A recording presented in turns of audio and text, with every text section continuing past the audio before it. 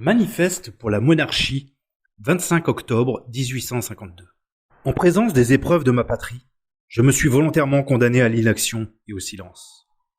Je ne me pardonnerai pas d'avoir pu, un seul moment, aggraver ses embarras et ses périls. Séparée de la France, elle m'est chère et sacrée, autant et plus encore que si je ne l'avais jamais quittée. J'ignore s'il me sera donné de servir un jour mon pays. Mais je sais bien sûr qu'il n'aura pas à me reprocher une parole, une démarche, qui puisse porter la moindre atteinte à sa prospérité et à son repos. C'est son honneur comme le mien, c'est le soin de son avenir, c'est mon devoir envers lui qui me décide à élever aujourd'hui la voix. Français, vous voulez la monarchie?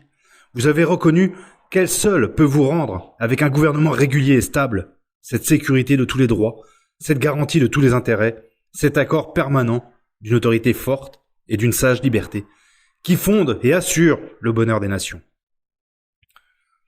Ne vous livrez pas à des illusions qui tôt ou tard vous seraient funestes. Le nouvel empire qu'on vous propose ne saurait être cette monarchie tempérée et durable dont vous attendez tous ces biens.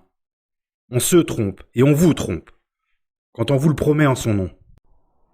La monarchie véritable, la monarchie traditionnelle, appuyée sur le droit héréditaire et consacrée par le temps, peut seule vous remettre en possession de ces précieux avantages et vous en faire jouir à jamais.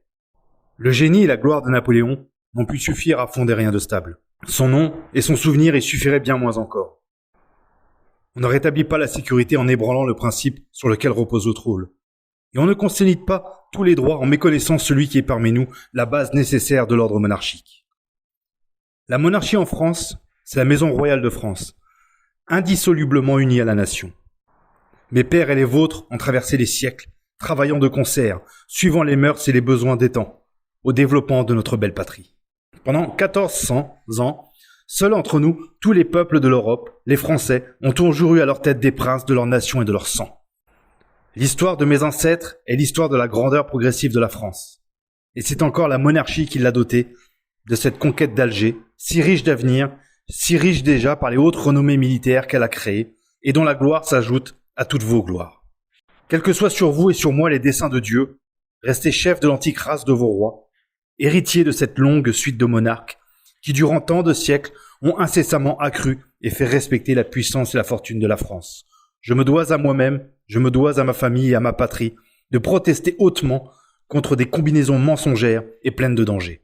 Je maintiens donc mon droit, qui est le plus sûr garant des vôtres, et prenant Dieu à témoin, je déclare à la France et au monde que, fidèle aux lois du royaume et aux traditions de mes aïeux, je conserverai religieusement, jusqu'à mon dernier soupir, le dépôt de la monarchie héréditaire dont la Providence m'a confié la garde, et qui est l'unique port de salut où, après tant d'orages, cette France, objet de tout notre amour, pourra retrouver enfin le repos et le bonheur.